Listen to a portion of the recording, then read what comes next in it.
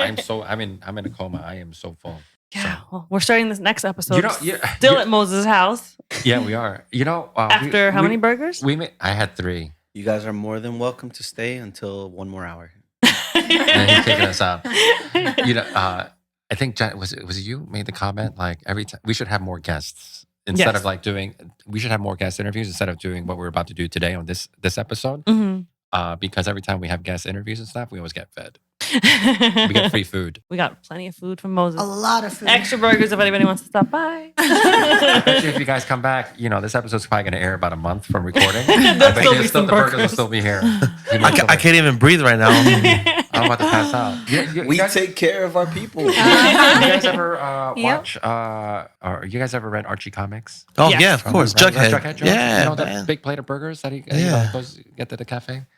Yeah, Karis has no idea what I'm talking about. I don't know what that is. Didn't they come out with like a show, a real life show on it? Yeah, the show, but and it was like gangster, like dark. Jughead was kind of badass. Yeah, I didn't like it. We watched like one season and then stopped watching it.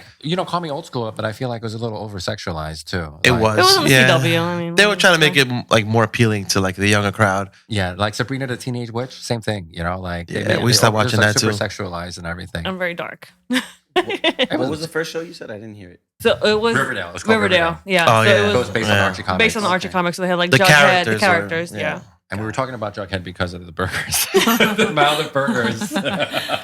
Comical. Literally. I saw you laying the meats. I was like, how many does he? He's got the meats. So they're sliders. They were supposed to be sliders. I didn't realize they were going to be as big as they were, and I assumed that they were going to shrink too, but they didn't really shrink. That's what she said. So moral is that Moses' meat does not shrink. Are we going to keep that? Oh, yeah. Let's keep it. That's the kind of podcast that we're having today. Reputation earned. So after these burgers, are you guys focused yet? I am. I'm ready. I'm ready to go. I think Jen's ready to start this podcast. Only because we have an hour until an escape room. And if you guys follow us on social for the past... What time does it start? 6 months or so. 7:20. Yeah. So we got to be out here in an hour and like 10 minutes. Yeah. If you've seen the Laos, the Cruises, and the Molinas have done many escape rooms in the past 6 months. Between Imaging USA and WPPI, we've done like... Several. So many. We've done 6. You know what the funny thing is? The Cruises, this is, I think, their first year doing this. And then once they've started, Moses could not be stopped. So I'm typically a bit of like an old man when it comes to stuff like that. And I remember the first day that it got suggested. Yeah. I think Jen suggested it. And I was walking with Ro. I forgot where we were. We were in Memphis.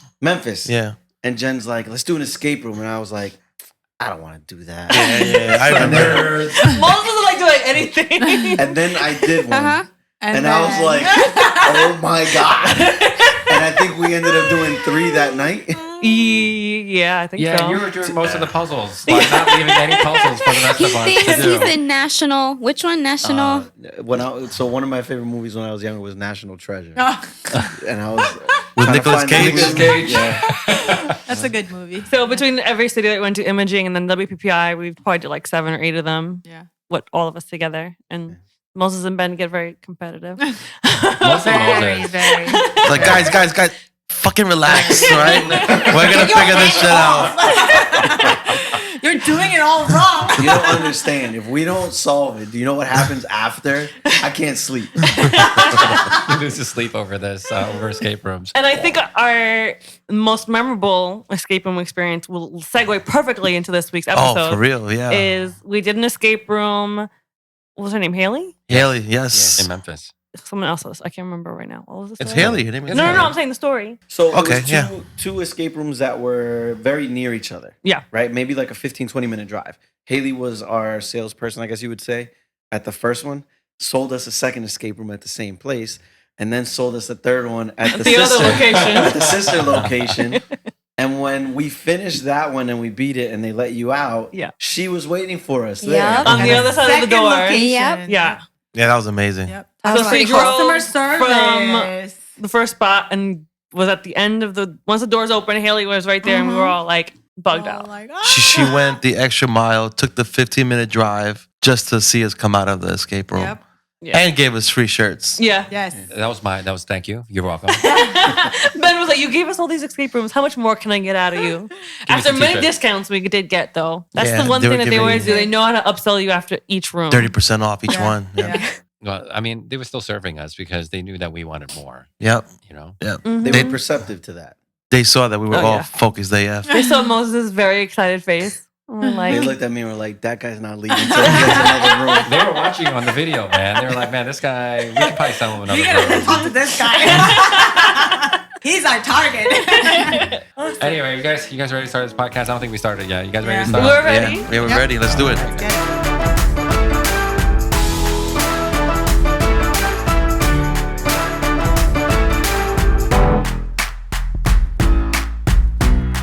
All right, guys. Welcome to the Focus AF podcast. My name is Ben, I am Karis. "This is Jen." This is Ro. and we have. Moses. And Stephanie. Can I say my name again? No, Go you may not. So, what are we talking about today? Prioritizing your client over your portfolio. Portfolio or portfolio? I'm tired. Look, the burgers, the wine. You know You're what I welcome. mean. All right, do it again. If she gets to do it again, I got to say my name again. All right. Today we are talking about prioritizing your client over your portfolio. So, what do you mean by that? So, what I mean by that, today I think we're going to be talking more on the creative/service side. I think there's a huge trend, not so much anymore, I'm not sure, mostly because I don't follow Facebook groups and things like that as much, but photographers that they gear a lot more towards creating their wow images on their portfolio and missing a lot of the really important stuff that their clients want, which is Award chasing as well. yeah, more award chasing, getting these epic, like creative portraits that their client might not that appreciate that much. And sometimes it kind of makes them fall off of what they really should be taking care of, which is the client. You know, I do feel like some of these photographers, they'll tell you that they're not chasing awards, but I think what they might be chasing instead is affirmation that they are From peers. yeah, from peers, affirmation that like or validation rather, that they're good at what they do. You know, they need that reassurance that they belong. You know what I mean? So those awards is one way that they can get it. Mm-hmm. You know, the bragging rights too. You know, the same way that, you know, this came up in a Facebook group recently, you know, like some people waving around these invoices that they get from IPS sales, like bragging rights. You know what I mean? Yeah. So like, you know, I think a lot of these photographers, they are chasing validation more so than the awards itself. You know, because like what's the award accomplished for them? Bragging rights, right? It's more for self-fulfillment for some people. Right. You know, and there's nothing wrong with that, Yeah. you know, because like, why do we submit for awards? Even WPPI awards and stuff like that. You know, it's like, you know, it makes us feel good like, hey, we belong. We are good at what we do. It's nice to be recognized for your contributions to the world of art and wedding photography. I think that's why people submit for awards and they shoot for that. But I don't think necessarily that it's always the case. Some people are shooting for the clients, and then if they happen to have an image that they feel is super strong, they'll submit it for awards just to get some more validation. I mean, what are you guys' thoughts on that? I think that's okay. That's what I do. But I'm not prioritizing me getting like shooting for awards. Mm-hmm. It's one of those things like, you know, as I'm shooting a wedding and I create an image that I feel could, you know, do well in a competition, then I'm happy that I captured it. But at the end of the day, what's my priority is what my client needs. The awards is secondary to me. What it's done for me, it's helped me push my like creativity a little bit forward. You start to see like what other people are submitting, and some people are just doing stuff that are just next level. Mm-hmm. And just even by participating in these competitions, kind of opens your eyes to what other people are, you know, creating. So for me, it's always been like, all right, how can I elevate my work to the next level? Competitions, it's a good way of doing that.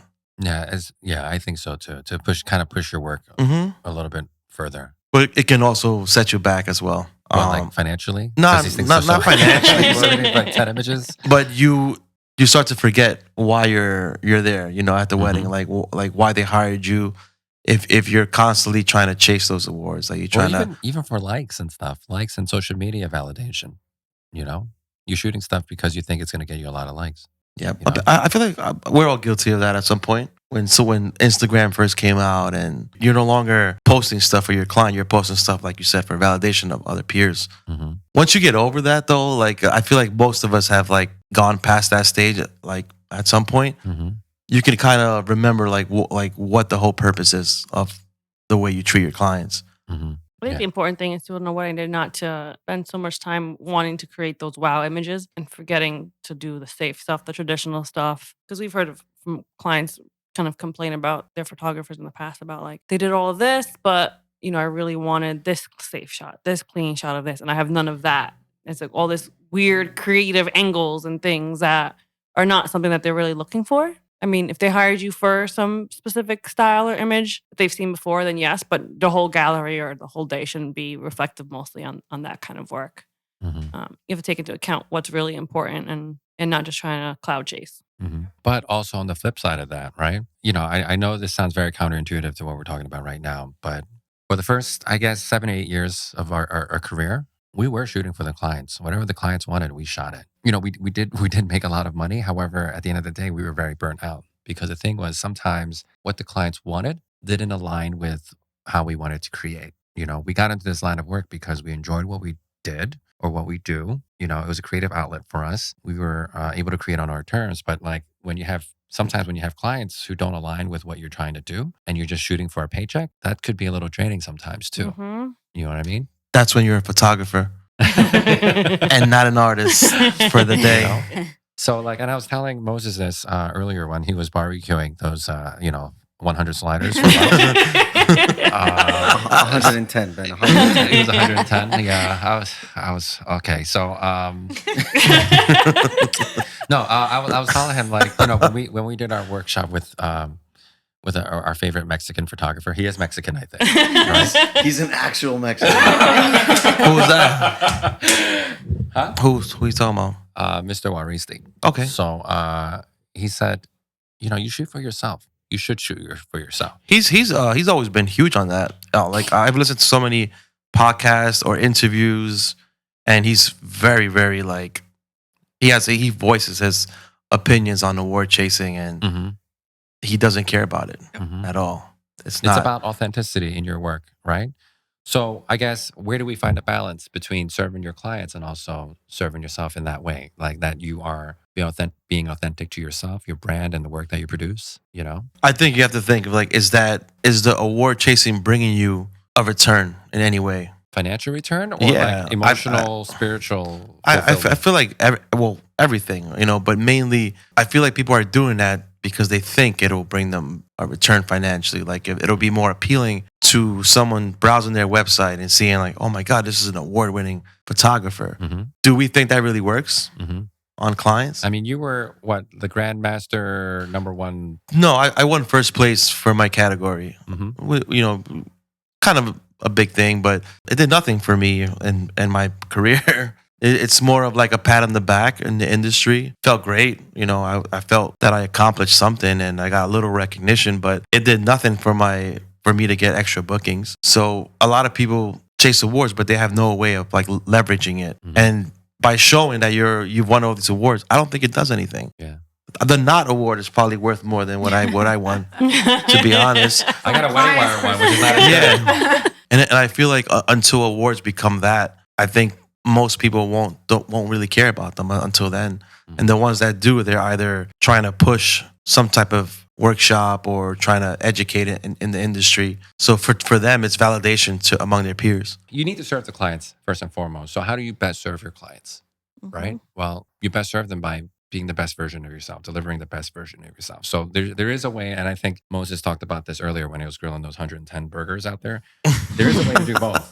That you can serve your clients while being authentic to your own brand and how you want to shoot. Doing things your way. And I think the best way that you can do this is by putting yourself out there that this is what you serve. I'm really good at serving this. And if you like it, come on board. Let's work together. And I think both people will win in that situation, right? However, I think where you might have potential conflict is when you bring on board clients who are not a good fit for your brand and how you do things and things like that, right? You're just working for a paycheck. That's the case, that stuff is not in alignment, right? You might be shooting for awards and they don't care about that type of stuff. You know what I mean? Sometimes you might have clients that want a certain type of look for their images, right? But you don't deliver that. You guys are going to be out of alignment. That's how you're not serving your clients. That's where you get unhappy clients. Yeah, not just shooting for awards, but shooting for other photographers. I feel like people do all the time. They're like, so they can post it in a Facebook group and get like, oh, look what you did with this new Magmod light, or like whatever the case may be. And We don't talk about Magmod in this podcast. You can't get them any free ad time, you know? And I think you need to really just prioritize and think about like what you're showing your clients and what the expectations should be. Mm-hmm. And you're not pulling them out for an hour of their reception to get this semi-ridiculous night photo that will not have any importance to them in the future, just because you want to add it to your repertoire and just show off to everybody else. Like 100%. Yep. It's I feel like a lot of those award approaches could be kind of like, it's an added value, but if you've detracted from another part of their day, it really has no value. Like if I delivered you an incredible night image, but like you say, it took me an hour to do and you missed an hour of your reception for it, They're going to remember that. they're going to miss all the moments that they missed out on. Every time they see that beautiful image, Yeah. be like, we missed an hour of dancing. Yeah. Yep. And so did my Somebody's reporter photographer was because he was out drunk. here Yeah. instead of Yep. getting pictures of my Yeah. guests. Yeah. So I've always seen it as a value add, but I think ultimately, I mean, there's two sides to it. I think there's, for all of us, there's the artist side and then there's the business side. The business side is the side that's serving our clients, thinking like, what is best for them? And then you balance that by trying to get the fulfillment for yourself of being an artist. And then now you have to try to reconcile that. Ultimately, when you have a client, you're supposed to serve them. And I think having clear expectations, making sure that you know what your limitations are in terms of like what they're okay with or how much freedom they're going to give you, and knowing what they expect, you have to deliver on those things. You can't sacrifice those for your ego, and maybe not even ego, just because you want to win an award or because you want a photo to brag about, or just you want the self-fulfillment of an image that you think is awesome that you're proud of. As soon as you compromise your client's happiness for that, you are setting yourself up for failure. You're being selfish. And you're being selfish. Yeah. Yeah. Definitely read the room. If like you could Yep. read the tell room. your groom or bride are like anxious with photos or they're done with it, just be like, Yep. you know, it's not even worth it. You Yep. don't know how many times girls come up to me with like, oh, the shot's gonna be great. Oh, we should do this night shot. And they're in the middle of the dance It floor. doesn't work out. I'm like, Yeah. Yeah. no, it's fine. Like, Yep, I'm not let gonna them pull them out be. for it. Let them enjoy it. Like, I'd rather avoid something in the future of being an issue. Of like, You guys remember how it was this past weekend? It was kind of drizzly over the weekend, Yeah. just a little Yeah, misty, yeah. It was right? it was nasty. Do you know how? Well, it was drizzly. It was like misty, right? Do you know Yeah. how gorgeous of a backlight picture you can create with Of that course, type of because you have the fog as well. It's and like, gorgeous, right? So anyway, we're getting ready to pack up. The cake's already been cut. Did not do a night shot, all right? But for all intents and purposes, I finished all my pictures already, right? Mhm. And I know for a fact that this groom said 8:00 on, we are dancing till they pull the plug on us. All right, from 8:00 on, I don't want to do anything. Don't bother Yep. me. Don't bother me, right? I was like, that's cool. We're done with pictures, all right. After the cake's done, right? My co-shooter's like, hey, you wanna take him out for a night shot? I was like, no. It's like, but it's so gorgeous out there. We can create some epic shots out there. I was like, it's not about me. Mhm. It's not about me creating these. Like, well, isn't that what you're hired to do? To create these epic? I was like, no, I'm here to serve them. Capture. And I Capture can what's create. given. I can create epic shots just by what's in front of me. I don't need. you know to- what? Sometimes I feel guilty when I'm working alongside like a videographer and they're like, they come up to me and say, hey, are we going to do like sunset photos or we're going to take them out for a night shot? And I have no intentions of doing it, right? I feel so bad. 'Cause Yeah. the last, you guys doing a nice shot, and I'm like, no. Yeah. I just kind of like walk Yeah, away. I you feel know, bad. and number one, the opportunity is not there, right? It's not like sometimes, you know, you kind of have like a location and you're like, oh my God, I have to do a night shot here. It's gonna look amazing. If we don't have that circumstance, like it like where you can go ask them if they're okay with coming Mhm. out for that night shot, where it'll be 100% totally worth it. Mhm. And I feel bad because I like, the videographer's hyped up and like, yeah, let's take them for sunset. And I'm like, they're in cocktail hour, man. Mhm. Like they're enjoying their cocktail. I'm not pulling them out. You can go ask them. I'm not asking them. Correct. You know? Feel free. They hired you as well. Yeah. And if you feel like you They need to do expect it, they knock want us yourself out. to go grab them. Like Be the bad d- guy. Yeah, I'm not touching. I'm not gonna Yep. go over there Yep. and That's- disturb them. That's where reading the room becomes very an Right. important skill. You're serving the clients. You're not just doing something just to Or serve unless yourself. like the client specifically like asked you, make sure like come get me during sunset. I want sunset shots. Yes, that's Then, the exception. Of course, Yeah, then, that's like, different. You have to go and like, They're hey, expecting by the it. way, yeah, kind of like tap them. If they don't want to, they don't want to. But We yeah, talk about that a lot with our couples, and like one of the things we try to do is just kind of set circumstances, set expectations, and say, for example, like if sunset is during your cocktail hour, or it's Yep. supposed to be. Well, maybe Yep. we're doing a timeline review 2-3 weeks before. We don't Yep. know if we're going to have a sunset. It might be overcast. So we'll tell them, listen, if the opportunity is there, do you want this shot? And let them know. Like let them tell us. Communicate with them. You know, we're going to tell them, look, we're not going to bother you unless the opportunity is there. But if we come to you, it's because you told us you wanted it. But even then, feel free to say, no, I don't want to leave my cocktail hour or I don't want to leave my reception. Like the intention of us serving them first is always there. Even if I think best case scenario is like you had said, Ben, before, where there's kind of like a mutual benefit. They want the shot. We want to create the shot. We have the opportunity for it. Not that we have to drag them out there or that we're sacrificing something else that's important to them to create this portfolio shot.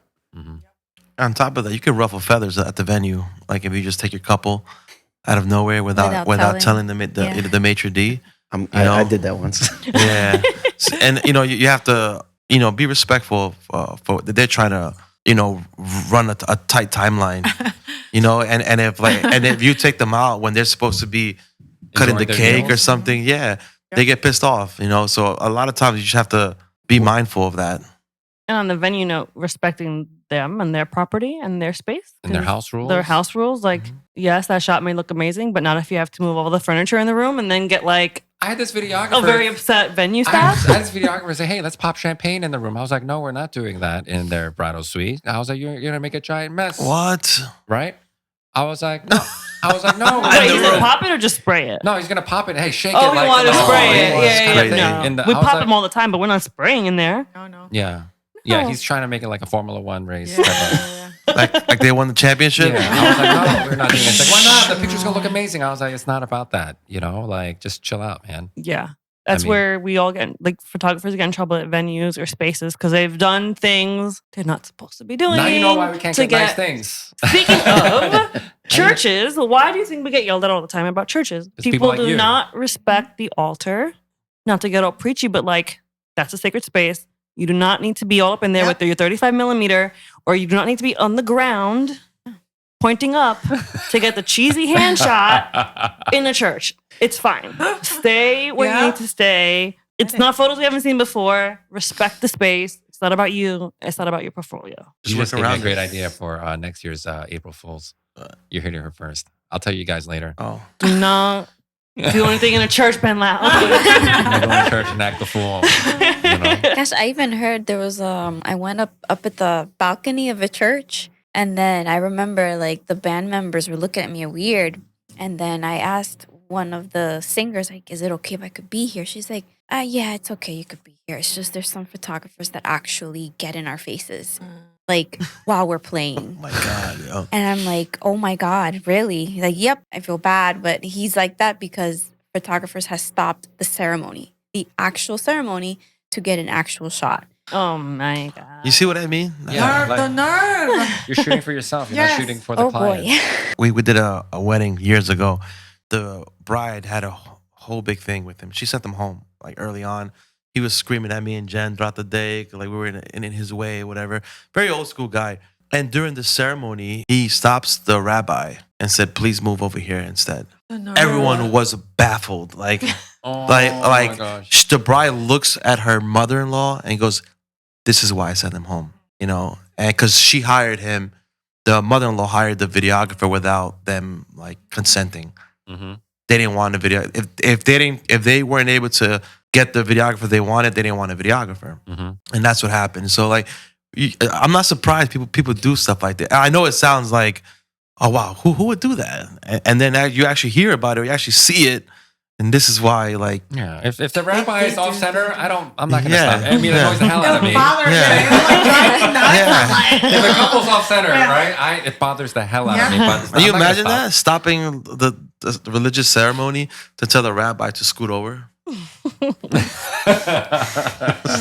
people are just so ballsy and just do the craziest things because they want to get this shot. They're like, you're welcome. Like, I'm like, I had one video guy. I don't know if this was like helpful or not, but there was like floral that was actually, groom was tall and it was kind of like coming down, covering like his head. The guy is like, ceremony's well started. It's like he's like, should I go? No, do not go.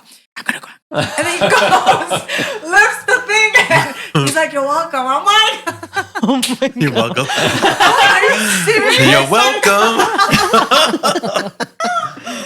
I'm like, oh my gosh. Yeah, they make it about themselves, I mean, to play devil's advocate, we were talking about this before, but I think that it's important to kind of talk through the freedoms that you might have always respecting the rules, which I think is probably the biggest issue. But if you know something is within the rules, good. Once you step outside of those bounds, you're creating a problem. Or if you know you have a certain freedom with a client to do something, that's awesome. But once you're pushing them outside of what their expectations were for your own ego, I think that's a problem. I think it just comes down to making sure that the client is okay with you doing what you're actually doing, and then it's an added value. I think what the photographer that Ben mentioned before, we all have a certain admiration for him, and I think it's awesome to just be able to do what you do, and clients hire you for that.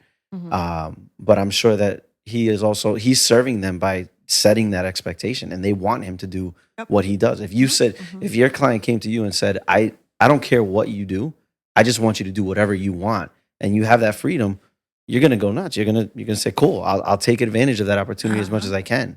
I think the problem is when you lose that customer service aspect or that serving aspect, like we always talked and that about. connection between you and your clients, like that communication needs to be clear. Like, this is what I do, this is style I shoot, this is how I shoot, and as long as you're all on the same, and agree, then fine. Like having that tribe, your tribe, they understand you, you understand them. It'll be the worst if it's a bad fit, you and your client. They're expecting A, but you are going to deliver B. Like, Yeah.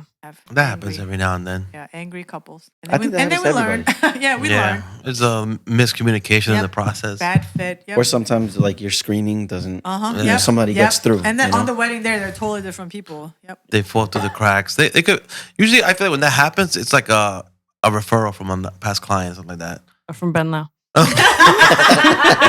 Actually, no, I was gonna say that. I know we talked about this in the other recording, but I was gonna say that sometimes that ends up being an effect of the bridal party, which we've had circumstances where we meet with people and like they absolutely love everything we do for the engagement session. They tell us that to follow our style, follow our vision, that's what they want, and then we get there and the bridal party's making suggestions or controlling certain things, and you're just like, I know you're trying to be helpful. I know it's coming from a good place in your heart, but we have a plan.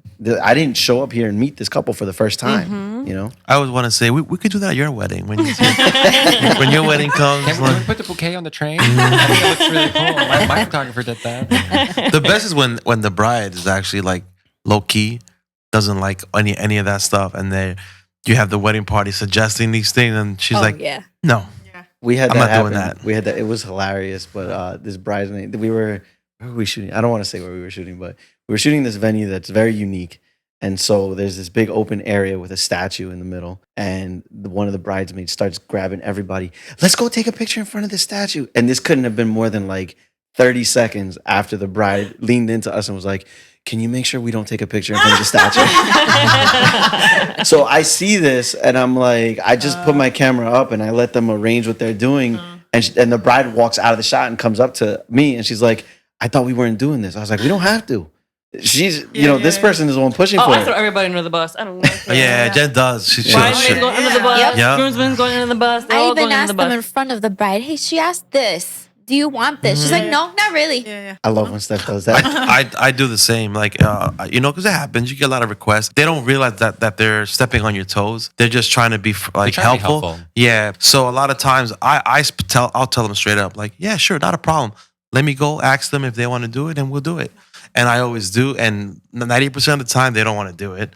So then I'll come back and say, hey, they don't want to do it. I asked them, and that's it. Like it ends there. So you just gotta put the ball in their court, let them handle it. Because then you look like the bad guy if you're like, yeah, we're not gonna do that. Like, just be like, yeah, sure, we'll do it. Let me go ask them real quick. The customer service side of it is that even if it's not something I typically do, Oh, and even it's if it's not something that the bride wanted initially, but in the moment they're like, yeah, just take the shot. You do it. That you do Takes what 2 you're seconds asked. to take it. And in the same vein, also, when you get those requests from your couple, if it's not something you've ever done, if it's a current TikTok trend or something they saw on Pinterest, we die inside and we have to do it, but just suck it up and do it. Doesn't mean I have to show it. Exactly. Again, you're I'll take coming it, from then a I'm gonna show place it.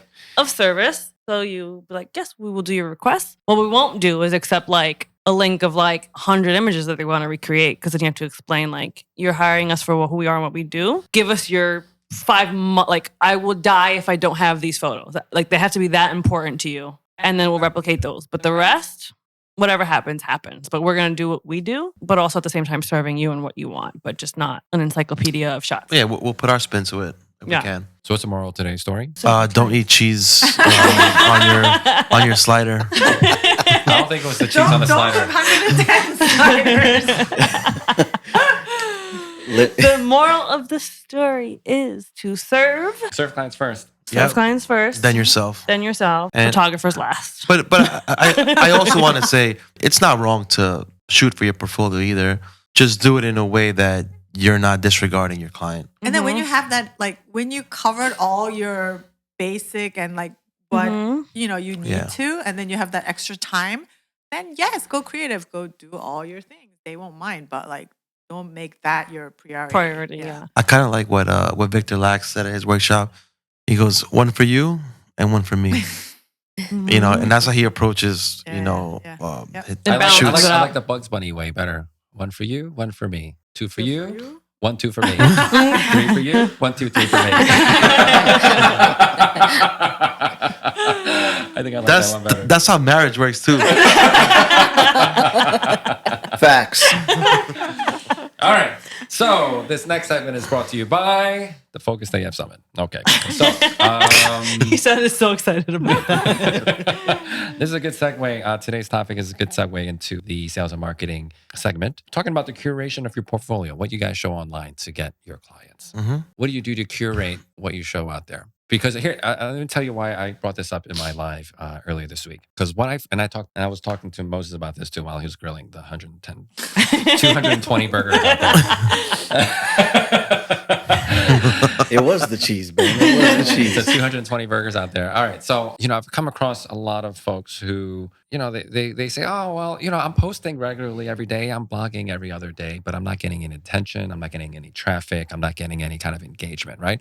Now, number one, you shouldn't be posting for engagement or traffic anyway. But I mean, I understand why that might be important for some people, right? But if you really are getting like zero engagement, I would take a look and see what's going on in those photos that you're sharing, But in any case, these folks that were complaining to me about, that their lack of engagement, lack of traffic, right? I take a look at their work and the work's doesn't speak to their talents. That's the thing, right? They're showing pictures of like the rental shoes that came with the tux. I'm like, why are you showing those shoe shots, right? Like, what kind of mess? That's that same picture where you have to desaturate the blue, right? That shoe that's so reflective. The photographer's always in the shoe. You see it. Like, what kind of message are you trying to convey by showing pictures of these, these fake leather shoes, these rental shoes? You know what I mean? It's one thing if you have like a special, I guess, a tie that the groom got just for the wedding day, or maybe special cufflinks that he got for the day. But if it's like these rental shiny shoes with the rental cufflinks, Yeah. Men's Warehouse. Yeah. Men's Warehouse. and the rental tip-on bow tie, like that doesn't, I don't know how that's You could shoot it, but don't show it. Yeah. that's not going to get you any. That's not going to get you any traffic because you got to understand like who's your target audience. What are you trying to convey to your target audience? Because the thing is, what I teach in my marketing is like you have to understand who your target audience is, what they want to see, what they want to hear. This will be for Steph, since she's curating now for social media. And we've had plenty of conversations about, I think it became more of a priority when you joined Moses about what kind of clients you wanted to shoot, what kind of weddings you wanted to shoot. And we've had a lot of conversations about like what to show. So what's been the priority for you guys on what to put on Do your... we have enough time for this? your Instagram? So answer is Moses. Let me tell you the Steph things. I'm gonna go ahead and tell you. Moses, She's you talking leave to the me room, right leave the room. Go ahead, Steph. I'll turn this off. What kind of images are you guys trying to show, and what kind of clients are you trying to attract through what you're posting on social media? It's more like what we want, like gravitate towards, like elegance, romance. That's like our target, but also like the moments. So we like that fashion. Like we like the people that, okay, I want to look good, Yeah. but also I want to have fun. Mm-hmm. I feel like that's like the target that we're trying to go for. So no shots of the men's shoes, the shiny shoes. No, you know what it is? Negative 80 on the blue. I feel like Only when I was shooting for Ben Lau. I feel like when you start showing details, I feel like then you start getting the people that care more about that than the moments. Then, you know, like that moment when you have with your grandma or your mom or your dad, you know, and great. I know that, not to bash that, because I know that brides, they take their time. Some value that, yeah. You know, to like, oh, you know, like I like this color, and they take their time to like pick out the look of the wedding day, you know, not to bash that. That's great. But like at the end, That's not who you're targeting. Yeah. You're targeting folks who appreciate moments But over also, perfection yeah. and fashionable people. Have a Fashionable good things. aesthetic. Yeah. They get people that dress like well. Karis. Yes. Yeah. I As understand. Yeah, so you show that and you're attracting those kinds of people. Do you find that that's working? You know, you guys are getting what you're attracting? I feel like, Yeah, definitely. yeah. Definitely. I think she's done a really good job of kind of like balancing that. And then that has created a much better, target to our audience. And so we've kind of like, cut out a lot of the people who come in and are like, we just want classic shots. Or the people who are like, again, we do really appreciate the moments and the genuine, like authentic time that they're spending at weddings and being able to capture that. But kind of to what we were talking about before, we also want to be a little bit fulfilled in what we do. And so having people that are like, listen, I really want to enjoy my wedding. I don't want to take 5-6 hours for photos, but we really need to capture these pictures that highlight how much effort I put into the way I look. And I think if you look through our work, you're going to see a good balance of that. Yeah. Yeah. So yeah, it's definitely been working. What does Jared Photo do to curate their portfolio? What are you guys showing? Are you guys attracting what you guys are showing? I will not speak because I watered down our brand. So you let me know what you'd like to show. It's been too long that you've been doing it. So So watered down, it's basically Miller Lite. So we sell ourselves on not making a production of your day. So we're serving you first. We're capturing the story first. And the creative aspect comes secondary. You know what I mean? So we try to show a lot of moments mixed in with some creative stuff so that they know, like, hey, if you give us, portrait time, this is what you'll get.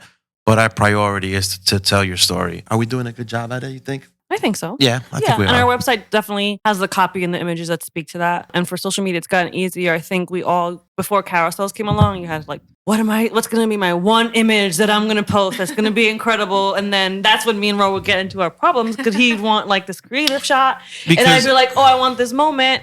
And now with carousels, it's easier to just kind of like tell a story in that one carousel post. So you'll see like his creative shot first, and then you'll see like mixed in with a couple of more like portraits and reception shots, so they can see more of a flow of the entire day. So that's been helpful. But we also adapt to our couples. Like if there's a couple that, there's weddings where there's not much emotion throughout the day. It makes it a little harder to tell a story, but they're all about the portraits. So we kind of like, we'll adjust our style to like shoot more in an editorial way as well. At the end of the day, they still want to enjoy their wedding. They're hired us because they know we're not gonna be taking them out for a 2-hour photo shoot during their reception, and they just want us to just capture moments. Them, whether it's a moment with their family or a moment that they're not a part of. When they look back, they want to relive those. Yeah, I think it's been a really long time since we misaligned with anybody's expectations. I think, which is good. Everyone kind of wants the same thing. Yeah. What about you, Ben? Lau? What do you show? What do I show? Cats. Lots of it. Flying cats. What I try to do is try to focus on moments and movement, composition first, at least lately. It's just, just basically composition first, and these people are just occupying that space. Because for a long time, if you scroll back far enough, a lot of the photos that I was showing, they all look the same. It's just the same song and dance, but different backgrounds. Mm-hmm. And I was like, this is boring. It's got to be really boring to go through my feed. It's the same pose every single photo, right? So as of a couple of years ago, pre-COVID, like 2018 or so, I tried a little harder, tried to produce something a little different. And I think that's worked in a way for me to attract clients who also wanted something a little different, because that pose where you have like, not to poo-poo on anyone who does that pose, where you have like people that just belly to belly looking at each other and then looking at the camera or whatever it is, and then you backlight them. You guys know exactly which photo I'm talking about, right? Mm-hmm. Like, that doesn't really set me apart from, my colleagues. Yeah, people have been doing that for 30 years. So like, So we do it all the time. No, yeah, with people the still do back- it. Oh no, the belly, just the Yeah. belly to belly, looking at each other. Yeah, That's a standard. Oh, but yeah. That's I a mean, standard shot. That's a standard That's shot. I can't think of anything. Yeah, No, I can't think it's- of anything pose. Right? Yeah. it's more of a. I feel like it's like a everyone's go-to. Yeah, At I some mean, you point. have to get that. You have shot, to get it anyway, but yeah. I don't want to show that like for a series of like 50 photos, different Right. couples, Yeah. it's the same pose, right? But what I will say though, when I don't know if you guys ask this when you guys do your consults, the question that I ask a lot of my clients is, why did you hire us? Why are we having this conversation today? And the most common response that I get is that your photos don't look like anyone else's. Every picture is a little different. And also it looks like the clients look very comfortable. Your subjects look super duper comfortable in the photos, and that's how we kind of envision how we want it to look like in our photos. So I don't know. Do you guys go through a similar process when you guys interview your clients? Like, Yeah. hey, why did you? And they tell you we, why. we always ask them, and the ones that basically describe our mission statement to us are the ones that we know they're a good fit. The ones that say, yeah, we just like your pretty pictures. Then we know that they're just chopping Can't tell the around. difference, yeah. Have you guys Yeah. ever turned down a client who might have been who was potentially a bad fit? Yeah, not directly. We're just Yeah. like kind of like You guys send them to Ben Lau? no, we got off the call and then told them that when if they come back, most of the time they don't come back because they're obviously not a good fit. But if they do come back, we'll just say we're just like no longer available. hmm Mm. You turn somebody down, Mo? Yeah, we turned somebody down one time. What do you tell them? Well, in that particular instance, we outright told them that we weren't a good fit. That it was basically what they wanted, what they were adamant about getting, specifically with pricing, was something that we weren't willing to do. And they were like adamant and begging, and you really should do this. And we kind of said, listen, we're not going to make you compromise on what you're hoping for. We're also not going to be able to provide it. So you need to find someone else. It's not going to work. And we didn't hear back from them after that. So I guess the moral of this story is, as far as portfolio curation goes, show what you want to shoot. I mean, I think that's been the moral of the story for many, many years. Every professional that you speak with will tell you that. Just show what you want to shoot. If it doesn't align with your values and what you're trying to get as clients or whatever, don't share Don't it. show it. Yep. Like pictures of the guy's shoes that are rentals and stuff that are not even that pretty to photograph. Like don't bother. Is that really the best photo? Like the whole wedding day? Yes. Like Yes, it is. That's when you're just throwing stuff and seeing what sticks. yeah. Yeah. And then don't post just to post. Have intention, Yeah. have purpose when you Right, post. right, right. You Could know be what I it mean? too. Somebody had identified this in our business earlier in the career. But basically, show what you want to shoot is kind of like speaking into the future. Mm-hmm. And what happens a lot is people tend to post things that they know are going to make their current clients or past clients happy, right? Like, oh, I just shot this wedding. I have to share something from the image. And maybe nothing from that really aligns with what you're looking to shoot. Well, as soon as you post that, you're going to attract the same kind of client Clients, that just didn't work out. Yep. That's counterintuitive to do that. Yeah, So- you gotta manifest that shit. Yep. Do it. All right. So, do you have any hot topics? Do you have any tea? I'm looking Someone for tea right that we now. know That's that was responding to a second shooter calling, I guess. Mhm. And basically everyone was just putting their portfolios in there. And the primary shooter was, or the person asking was basically like telling everyone, you need to tell me why you're a good fit, not just post your portfolio. Does this sound familiar to anybody else? no. yeah, You saw this, right? we were talking about it with Blake from Brooklyn. My neighbor. My neighbor. Yeah. Yeah, so someone was looking for shooters for the next season, and the posting just had pricing. It didn't say it was for primary or second. But I know this person was looking for a second shooter. So then people were just started posting their portfolios, and she saw it as more of like a formal interview process. Like, is that how you go? Like, is I that? saw this. I think I saw this post. Yeah. Is this how you? How is it? Apply for jobs? Yeah, this is how you respond to an interview. What this person wanted was someone to explain to them why they're a good fit and why this person should But be she should've considered then explained for better, the job. right, in her Right. post. So that's what someone was like. I have so many feelings on people that do like trying to build associate teams that way. I think it's garbage. Well, it wasn't an associate team. It's just to Was build a the second pers- shooter, like yeah, a was the roster of person second shooters. looking for like a permanent second shooter or No, just I guess Filling Have dates. on our yeah, list. just to fill dates for the following year. So this person wanted them to comment with like the whole explanation about why they should be hired Right. in a Pretty Facebook much post. like a whole resume kind of thing. Yeah. I don't think that's how it works. That's not how it works. Yeah. Yeah, So typical. people are, Yeah, So- you could pick out of their portfolio and then reach out to them. Like, tell me a little more. Like, Yeah. Yes, I think the friction was that it came off as very entitled. Like Mhm. you're so fortunate to shoot for me that you need to Tell me why. you need to earn that by basically explaining why you're good enough for me to hire you. right. But because not- the pay is like double the standard. Yeah. That's fine. But like for a formal interview, hey, I'm hiring for a second shooter. Can you please email me your portfolio Right, at right. blah, blah, blah, blah.com Include and I will these reach out things. for a conversation. Yeah, so I Not think sell yourself in a Facebook post. the context of where it happened definitely plays into it because it's like if you would have said email me this and that, but if you say, hey, I'm looking for, you're on Facebook in a Facebook group of photographers. It's a wild, wild west You know, out there, man. Yeah, the context has always been for as long as I can remember, and like we were saying before, I second shot a lot. Mm-hmm. The context has always been I'm looking for a second shooter. Post your website.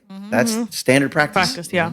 And I feel like it also opens up people to post in there. Maybe they do follow her rule, explain themselves, and then you're opening up yourself to other people to comment on your comment about, you didn't say this right, or what do you mean by that? Like you're just opening up to people to give you critique on your response when it's not even necessary. Yep. So And the post was very vague. It was more like, this is the rate. This is what I'm looking for second shooters, the camera systems that they're looking for, and that's it.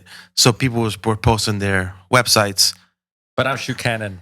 But I shoot my Sony. But I shoot Nikon. I don't know if you're going to get the best candidates that way either. no. No, it's just wrong attitude. Didn't we say we were going to talk about attitudes today? Like people with attitude yeah. problems? Yeah. Well, there we go. You know, like That's the hot topic? Everyone's coming at this with the wrong attitude, you know? Just like keep your ego at the door, keep your attitude at the door.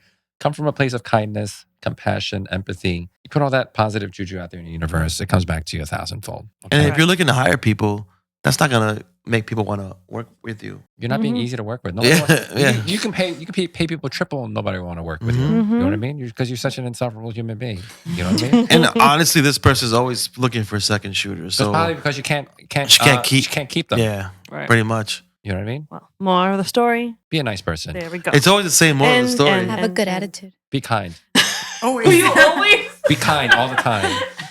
I'm just saying, You and it's Ben will always the have like a same good ending to moral. wrap it up, and then Ro always has like something to add after. Like, here we go. With that being said, Every time. Ben will do a great closer, and then Ro and. No. And don't make too many burgers. sick of this shit. Yeah. Anyway, guys, I think that just about wraps up today's episode of the Focus Stay At podcast. Thank you, Moses and Steph, for joining us today. It was our Yes. pleasure. Yes, and Yes, thank you for the this was 300 fun. burgers that you made for us. Just going on. Well, Now it's time for our favorite part of the day. The burgers keep doubling. An escape room. Escape room. let's Yeah. go. Let's go feed some pigeons over there and seagulls over With there. the burgers. With the leftover burgers. I think we have about 400 left over. We have more left over than what I made. How impressive is that? Guys, thanks so much for joining us on today's podcast, today's episode. Hopefully you guys learned a whole bunch about curating your portfolio and serving your clients and, you know, not having the wrong attitude when it comes to your business. You guys can check out our bloopers and our highlights and all that good stuff on our Instagram at focused.af. You guys can also check out our website at focus-af.com, where you can check out some more information, where you can meet all the hosts. I think all of us are going to be there, right? Yes, we're all going to be there Yes. in January. We would love to see you guys there. So you can check out that information at focus-af.com. On that note, I think we're pretty focused AF, right? You guys good? Yes. Bye. Let's go lock ourselves in a room and try to Escape. escape and not let Moses do all the puzzles. Oh boy. Bye, guys. Later. Adios. Focused AF is a fun, business-focused podcast for wedding creatives. Co-hosted by award-winning husband and wife wedding photography teams Ben and Karis. And Jenn Ro, where we help fellow wedding creatives with their sales and marketing. With laid-back conversations and real talk with some of our most favorite people in the universe.